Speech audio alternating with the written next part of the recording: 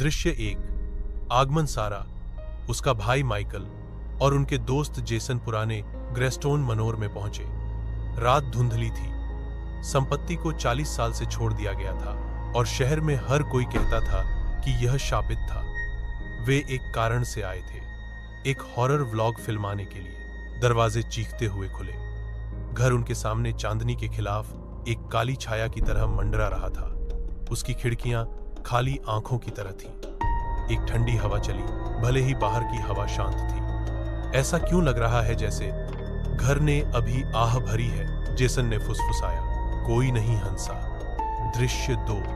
अंधेरे के अंदर लकड़ी का दरवाजा कराहता था। जैसे ही वे अंदर गए, धूल उनके टॉर्च की किरणों में घूमती थी। फर्श उनके वजन के नीचे चरमराया, लेकिन हर बार जब वे हिलना बंद कर देते थे तो वे अभी भी हल्की चरमराहट सुन सकते थे, जैसे कि पैरों के निशान उनका पीछा कर रहे हों। मुख्य हॉल में एक भव्य सीढ़ी ऊपर की ओर मुड़ी हुई थी, लेकिन लकड़ी दरारदार और अस्थिर थी। दीवार पर हल्के चेहरे और गहरी धंसी हुई आंखों वाले लोगों के धुंधले चित्र टंगे थे। क्या तुम्हें वह सुनाई दे रहा है? माइकल ने पूछा। ऐसा लग रहा था जैसे सांस आ रही हो, गहरी और धीमी, दीवारों के अंदर से आ रही हो। दृश्य 3।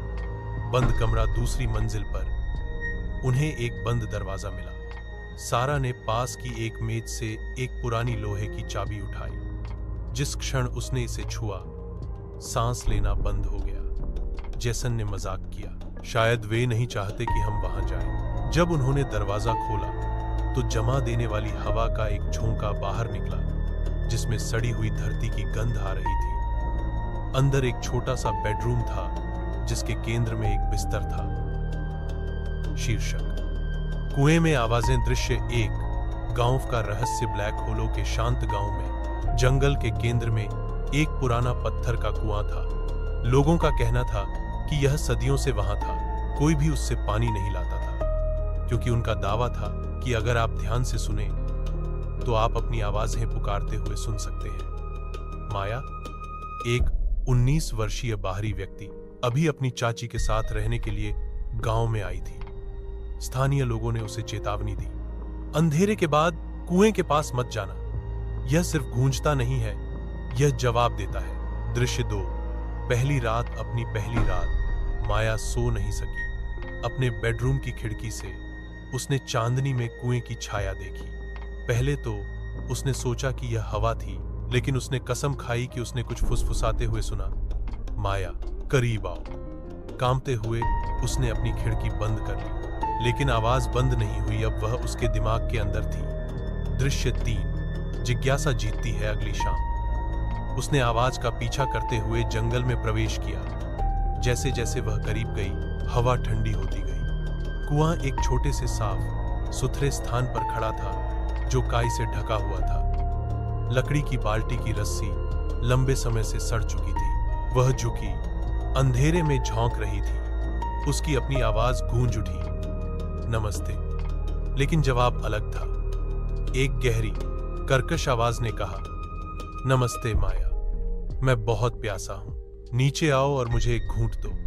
हाथ। अचानक अंधेरे से कुछ पीला निकला। एक लंबा, कंकालिया हाथ, जिसमें जंग लगे चाकू की तरह नाखून थे।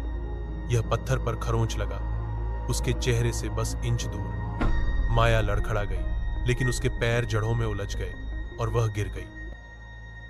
1। नया घर। डैनियल और उसकी पत्नी क्लेयर शहर से दूर एक शांत जीवन की उम्मीद करते हुए एक पुराने ग्रामीण घर में चले गए।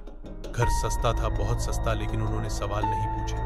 पहला दिन शांत था, सिवाय एक चीज के, दालान की छत में अटारी का दरवाजा। यह बोल्ट से बंद था और उनके रियल एस्टेट एजेंट ने उनसे कहा था, वहां मत जाओ, यह बस सुरक्षित नहीं है। दृश्य 2।